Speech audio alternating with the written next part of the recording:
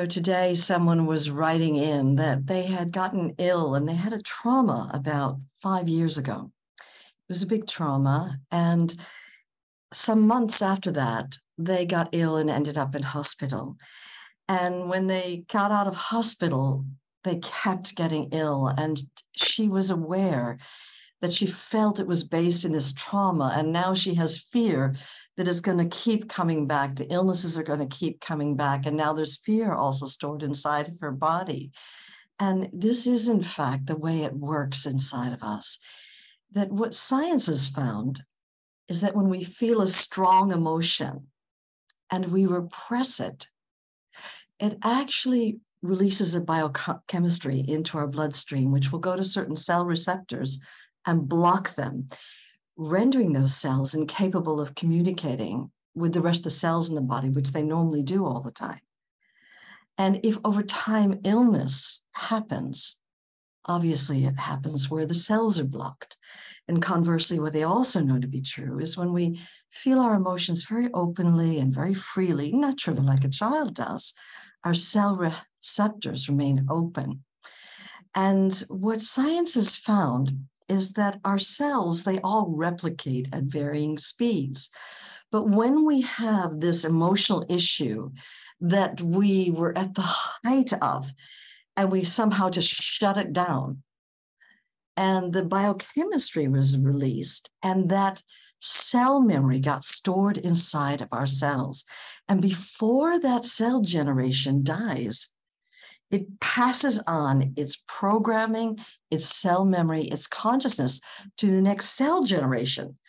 So these old buried emotional issues, these traumas, these old pains get passed on literally, physically, anatomically from one cell generation to the next.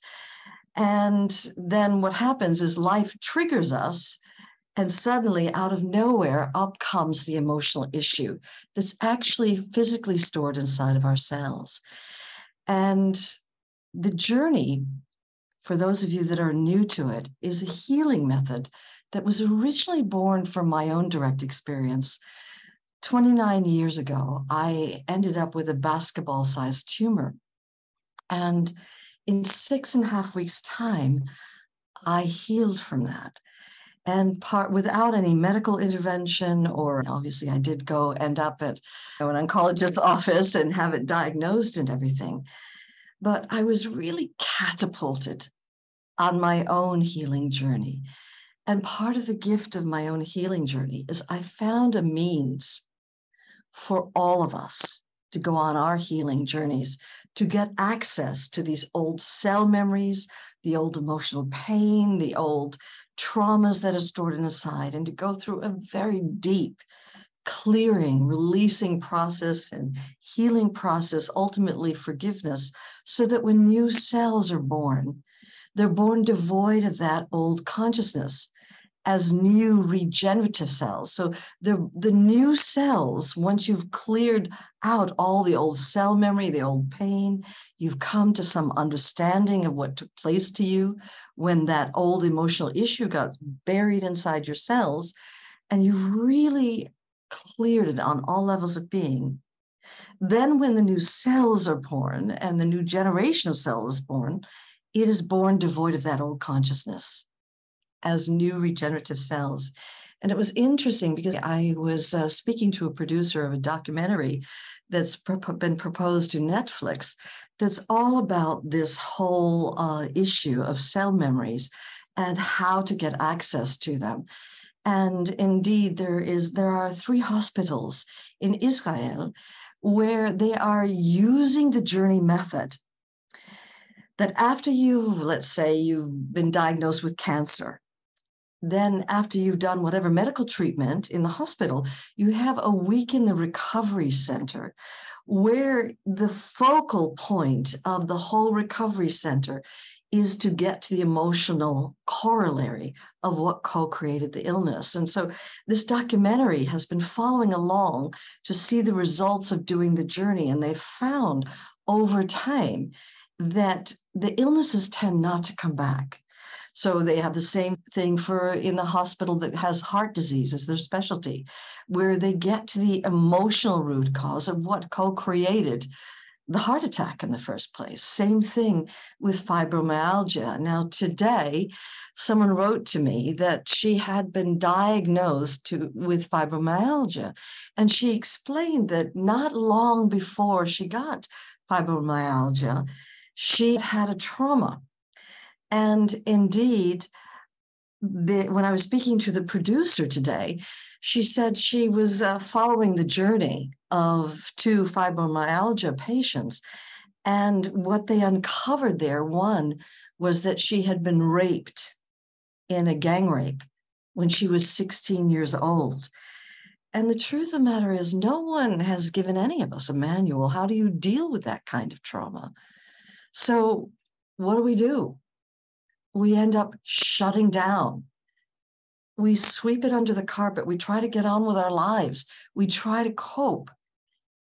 But that trauma gets stored inside of ourselves. And then later in life, it shows up. In her case, it's fibromyalgia. And so there was even one woman who wrote to me today who was sharing about how she didn't really have any big trauma happen, but for her it was traumatic. When she was a very young child and she was wide open and just resting in an innocence to life, and very sensitive child, never felt touched by anything in life, that she just was swimming in this kind of innocent joy. And her mother told her that she would never be academically astute, that she just didn't have what it took. And what, as a young child, she got it that innately she's just stupid. And this I'm stupid, nothing I can do can change it. That issue got buried inside of her cells. And it's been sabotaging her whole life. Her relationships, she's not competent enough to have a healthy relationship, in her jobs, in her life skills, her creativity, in every area. This feeling of being useless is one of the words she used, or being stupid, or just not good enough, has been dogging her whole life long. And the reason that is because they are actually physiologically stored in our bodies, these emotional issues. So if you've been feeling like your body's trying to tell you something, it has been trying to tell you something. Now, I can't give you the full journey intensive, which is a 3-day deep immersion where you're learning the whole journey processes and being embraced by practitioners, journey practitioners who support you in undergoing that in-depth work. So I can't take you into that, but perhaps today I can give you a taste of how to open with your emotions, how to open with your body, and begin this inner listening process. So instead of just talking about it, we can dive into this. Now, one of the things that the science has found, when I first was diagnosed with that basketball-sized tumor, I was at the cutting edge of what was happening in the field of alternative health, complementary healing. I've been certified in so many areas, and I never dreamt in a million years it could happen to me. And I had taken my best friend in with me to go see the doctor, and she had done the full exam. And when I came out of that exam, she took me to her consultation room, and it seemed the more she talked, the more dire she was making it sound. And finally, she said, "Brandon, you have a pelvic mass that's the size of a basketball." And I told her that I was in the alternative health field, that I was in complementary medicine. And she said, "Brandon, you chose me because I practice integrative medicine and connected to this clinic here. We have acupuncture. We put people on cleanses. We offer them herbs and supplements. We have guided visualization. We even do yoga attached to this." She said, "But if I thought that would work for you. It's the first route I would recommend for you. But look at all these case studies behind me. These books are filled with them. There's not a single woman who's been diagnosed with a mass as large as yours who successfully healed herself. So though I may wish you well, you're actually going to need to get into the hospital right away. And we're going to have to discover, is it benign? Is it malignant? But it's not going to matter. You have to have this tumor removed because you're bleeding internally. This is not your period that's happening. And I said, listen, I'm trained in so many different areas of and NLP, neuro-linguistic programming, in medical hypnosis. I'm a master herbologist. And on I went through all the different areas, acupressure and a kinesiologist. And I said, if through one of my ways I can get the bleeding to stop, how much time can you give me? And she said, well, if you can get the bleeding to stop over the next 3 days, then I'll give you 1 month to get it sorted. But if you aren't significantly healed in a month's time, then you need to let me come back and let me do what I know how to do, which is surgically remove it. And so I'd been given this little respite, and I walked out the door, and my heart was thumping through the roof, and my mind was going a million miles a minute. And because I was aware I was already doing everything that was available to me, and I still ended up with this huge tumor. And I walked outside the door, and I was holding my best friend's hand. And as I stepped outside the door, there was this mimosa tree there with like golden petals, something I hadn't even noticed. And as I looked up at this mimosa tree, I was absolutely stunned by the beauty of this tree. And time stopped. And I had what is called a Sartori moment, where all of time stopped and became timeless. And out of nowhere, waves of gratitude came pouring through, and gratitude just to see the color yellow in this beautiful tree, to smell a fragrance I hadn't even noticed going into the room. And in this vast, timeless moment of overwhelming gratitude, the mind went absolutely still. And out of nowhere came a gut knowing that somehow I would be guided to heal. And even though nothing I'd done so far had worked, I had an absolute knowing. And I was at that time at the cutting edge of what was happening in the field. There was a lot of research going on in the field of cellular healing. And what science has found, and particularly at that time, Dr. Deepak Chopra, who wasn't the guru he's become today, but at that time he was chief medical officer for a hospital in Boston. And he decided to do a radical thing at the time. He decided that he would amass case studies of people who had healed without drugs or surgery. He said, we know enough about what makes people die, what makes people get ill. He said, I want to know what makes them heal against the odds without any kind of medical intervention. And he amassed hundreds and over time, thousands of case studies. And what he found was that people who had healed without drugs or surgery had two things in common. One was that through some act of grace or spontaneous event in their lives, they actually got access to this that he called the infinite intelligence, the part of you that makes your heart beat and your eyes shine and your hair grow. And the second quality that they had in common was that through some act of grace or spontaneous event, they somehow got access to these cell memories that I was just talking about.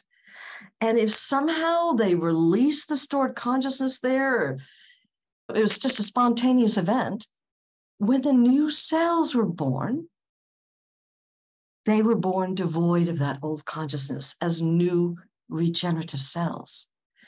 Now, I knew all this. I'd studied, I'd even seen the case studies that Chopra had. But I got to tell you something. You can know all the science on the planet. You can understand how these cell memories get passed on generationally. But unless you have a method, it's no more than a bunch of amazing statistics on a page. And that's where I stood. And yet I had this gut knowing that somehow I would be guided to heal. And so that was what the gift of my own journey was. I found a means for all of us to get access to the vast field of awareness, that infinite intelligence that is your own divine healing potential, and how to get access and be guided by that divine healing potential on a journey inside your body to get access to these cell memories, and how to go through a process of release and letting go and understanding, ultimately through a process of forgiveness, so that when new cells are born, they're born devoid of that old consciousness. So if I had to say, what is in the journey, in a nutshell, the best way I could describe it is to say that we, all of us, come into this life as this radiant, shining field of awareness, of love, where we feel ourselves be part of and in everything, one with everything. We come in as this enlightened awareness. But unfortunately, through the course of life's pains and trials, this infinite intelligence that is our own soul, it gets covered over with a series of shutdown and pain, traumas, lies. And when we get to be adults, we cover all the mess of that over with this polished veneer, this mask that we present to the world. And then we wonder why it is. Everyone thinks we're so full of, you can answer that sentence. And then if you get to be very lucky, life gives you a wake-up call. And these wake-up calls, they can come in so many different forms. They can come in the form of a loss of a loved one or divorce. They can come in the form of a loss of your job, pandemic lockdown, an inability to figure out how to homeschool kids while you're not allowed to even go to work, on and on. And it's where for a moment you crack through this mask that you've been presenting to the world, which says, no, I'm responsible, I'm dependable, I've got it handled. And you crack through that. And spontaneously, you end up opening down through the layers of the traumas, the lies, the shutdown, the pain. Spontaneously, you end up opening into that vast field of oneness that you came in as. And you realize it's been there all along. Only like me, you bought into all the layers that covered it. And then if you get to be very lucky, you fall so in love with the truth inside, with the love that is your essence, the peace that is here, that like me, you'll do anything to clear whatever blocks you, whatever holds you back, whatever shuts you down on any level of being. And this is what the journey's about, is you open into that infinite intelligence, and then you're guided by your own soul into specific areas of the body to uncover the old cell memories there, the old programming, the old consciousness, the old traumas, the negative beliefs, the pain that's stored there. And you go through a gentle but very powerful process of releasing all that's stored there, coming to an understanding of what's happened to you in your life, and ultimately forgiveness, so that your body and being can heal. And so even though I would love to take you to that through that in-depth teaching of how to open into that infinite intelligence, how to get access to that boundless freedom that is your own essence, and how to go through this clearing process. We can't do that today, but we can begin to establish a relationship with our bodies and begin the inner listening process.